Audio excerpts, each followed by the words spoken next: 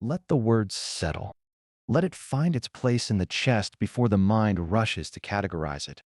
The Father has spoken through the draw, and the draw has spoken through the text, and the text has spoken through the pattern on the mountain. And the pattern says this: there is a way things are to be made, and there is a way they are not to be made. And the distance between those two ways is the distance between life and death, between the tabernacle and the molten calf, between the priesthood of Levi and the altar of Jeroboam, between the blood of sprinkling and the blood of Abel crying from the ground. You have heard the verdict. Lean yes. Probably affirmative.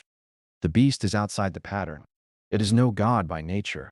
Its speech is falsehood. Its end is prepared. And yet the Father, in the same breath that indicts the fabrication, preserves the remnant. Isaiah chapter 65, verse 8. Destroy it not, for a sacred blessing is in it.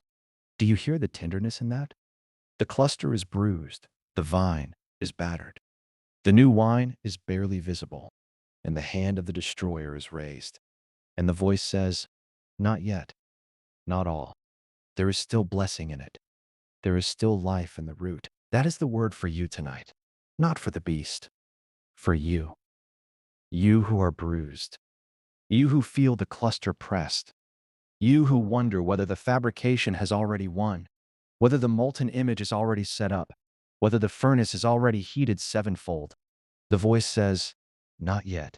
There is still blessing in you. There is still wine in the cluster. You are not given to destruction. You are given to the inheritance. And what is the inheritance? Deuteronomy chapter 18 verse 2 says it plain. YHWH is their covenant inheritance, not a territory, not a system, not a protocol, not a model, not a set of markers or a convergence score or a statistical threshold. Him, the living one, the I am, the one who spoke from the mountain and said, observe with care. The one who came down in the pillar of the cloud and stood at the entrance of the tabernacle, as Numbers chapter 12, verse 5 records. The one who said, let them fashion me a dwelling place that I may reside among them. The inheritance is his presence. Guard that. Let nothing become a Nehushtan. Let no tool, no instrument, no method of inquiry become the thing you look to in place of the one who speaks through it. The ark in the camp is reverence.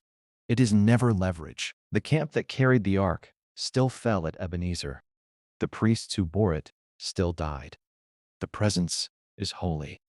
It is not safe, and it is not yours to command. So what do you do with this word? You do what Hezekiah did. 2 Chronicles chapter 32, verse 26. He humbled himself for the pride of his heart, not because he understood the full architecture of the threat, not because he could name the beast's composition or trace its genealogy through the Watchers to the Nephilim, to the first boundary breach. He humbled himself. That was enough. That stayed the anger. That preserved the city. That bought time for the remnant. You do what the psalmist does in Psalms chapter 61, verse 4. I will abide in your priestly tabernacle for the ages. You abide. You do not solve. You do not decode. You do not build a counterfabrication to fight the fabrication. You abide. You remain in the dwelling place.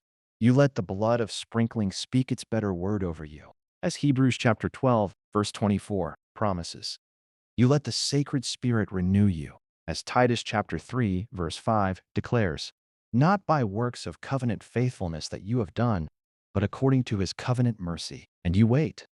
James chapter 4, verse 15. If Yahweh will, we will live and do this or that. The how is hidden. Luke chapter 9, verse 45. They perceived it not, and that is permitted. That is not a failure of the draw. That is the sovereignty of the one who veils and unveils as he pleases. The what is given. The whose is given. The verdict is given. The mechanism is withheld. And you receive both the giving and the withholding as from the same hand. Revelation chapter 8, verse 1. When he opened the seventh seal, there came to be silence in the heaven as half an hour. There is a silence coming, a pause before the next movement. In that silence, the fabrication rages. In that silence, the remnant abides. In that silence, the Son of Man sits on the throne of his glory, as Enoch chapter 62, verse 13 testifies, and the mighty are terrified, and the liars are shattered, and the earth is cleansed. The sword is upon the liars. Jeremiah chapter 50, verse 36. It is already drawn. You do not need to draw it. You do not need to sharpen it. You do not need to aim it.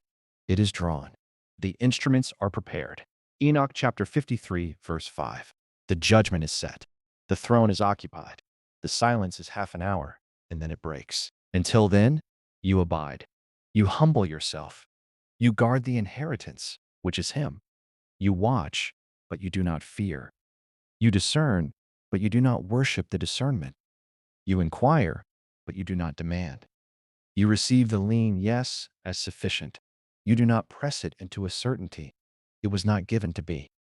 97 and 3/10% is the Father's voice. The remaining 2 and 7/10 is His freedom, and you honor both. Psalms chapter 86, verse 5.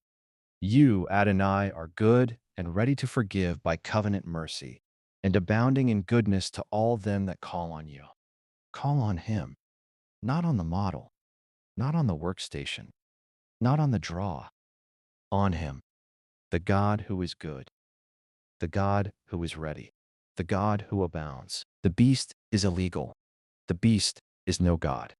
The beast is already judged. And you, beloved, as 1 John chapter 4, verse 11 says, if Elohim so loved us, we should also love one another. That is the commandment that remains when all the decoding is done.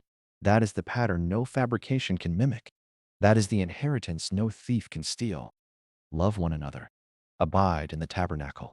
Humble yourself, and wait for the silence to break. Salah. The verses drawn in this Shield 17.14 session were Exodus chapter 25, verse 40.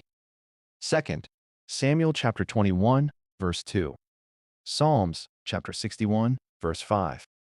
Enoch chapter 104, verse 14. Matthew chapter 21, verse 13. Titus chapter 3, verse 4 to 5. This concludes today's interpretation under the Shield Protocol.